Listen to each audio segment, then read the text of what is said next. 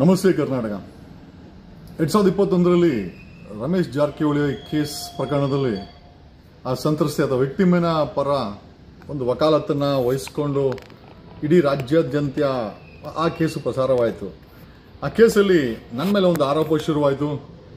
ಜಗದೀಶ್ ಅವರು fake 10th ಮತ್ತು 2nd PUC marks ಕಾರ್ಡನ್ನು ಕೊಟ್ಟು, ಅಥವಾ ಇವ್ರು ಲಾಯರೇ ಅಲ್ಲ, ಇವ್ರು ಎನ್ರೋಲ್ಮೆಂಟೇ ಆಗಿಲ್ಲ, ಬಾರ್ ಕೌನ್ಸಿಲಲ್ಲಿ ಎನ್ರೋಲ್ಮೆಂಟೇ ಇಲ್ಲ ಅಂತೇಳಿ ಒಂದಷ್ಟು ನನ್ನ ವಿರೋಧಿಗಳು ಅಲ್ಲಿ ಶುರು ಮಾಡಿದ್ದು.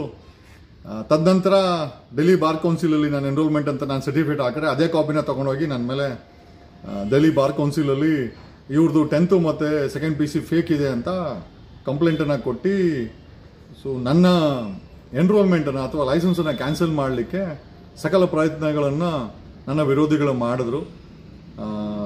ನಾನು ಅವ್ರಿಗೆ ಡೆಲ್ಲಿ ಬಾರ್ ಕೌನ್ಸಿಲೇ 10th ಬೋರ್ಡ್ಗೆ ಮತ್ತು PU ಬೋರ್ಡ್ಗೆಲ್ಲ ವೆರಿಫಿಕೇಶನ್ ಕಳಿಸಿದ್ರು. So it was understood that ನನ್ನ ಎಲ್ಲ ಸರ್ಟಿಫಿಕೇಟ್ಸು ಒರಿಜಿನಲು ಅಂತ ಡೆಲ್ಲಿ ಬಾರ್ ಕೌನ್ಸಿಲ್ಗೆ ಅರ್ಥ ಆಯಿತು. ತದನಂತರ ಸಹ 2nd PUC marks card proper ಪ್ರೊಸೀಜರಲ್ಲಿ ಪಾಸ್ ಆಗಿಲ್ಲ ಅಂತೇಳಿ ಮತ್ತೆ ಬಾರ್ ಕೌನ್ಸಿಲ್ ಆಫ್ ಇಂಡಿಯಾಗೆ ಅಪೀಲ್ ಹಾಕಿದ್ರು. ಕಳೆದ 4 ವರ್ಷ ನನಗೆ ಈ ಪ್ರಾಕ್ಟೀಸನ್ನೇ ಸ್ಟಾಪ್ ಮಾಡಿಸ್ಬಿಟ್ರು. ಬಟ್ ನಾನು ಎಲ್ಲೂ ಕುಗ್ಲಿಲ್ಲ, ತಗ್ಲಿಲ್ಲ. ಎಷ್ಟೋ ಸರಿ ಮಾಧ್ಯಮ ಸ್ನೇಹಿತರು ಕೇಳ್ತಾ ಇದ್ರು, ಸರ್ ನೀವು ಲೈಸೆನ್ಸೇ ಇಲ್ಲ ಅಂತೆ, ವಕೀಲರೇ ಅಲ್ಲ ಅಂತ ನಿಮ್ಮ ವಿರೋಧಿಗಳು ಹೇಳ್ತಾರೆ, ಇದ್ರ ಬಗ್ಗೆ ನಾನು ಹೇಳಿದೆ ಸಮಯ ಬಂದಾಗ ನಾನು ಉತ್ತರ ಕೊಡ್ತೀನಿ ಅಂತ. ಸಮಯ ಬಂದಿದೆ.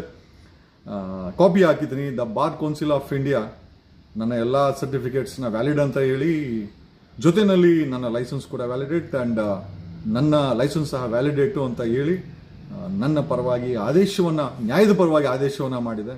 So today it's one big day that ನನ್ನ ವಿರೋಧಿಗಳು ಇಲ್ಲಿಯವರೆಗೂ ನನಗೆ ಅದೇನು ಹೇಳ್ತಾರೆ, ಏನೋ ಆಗದವರು ಅಪಪ್ರಚಾರ ಮಾಡ್ತಾರಂತೆ.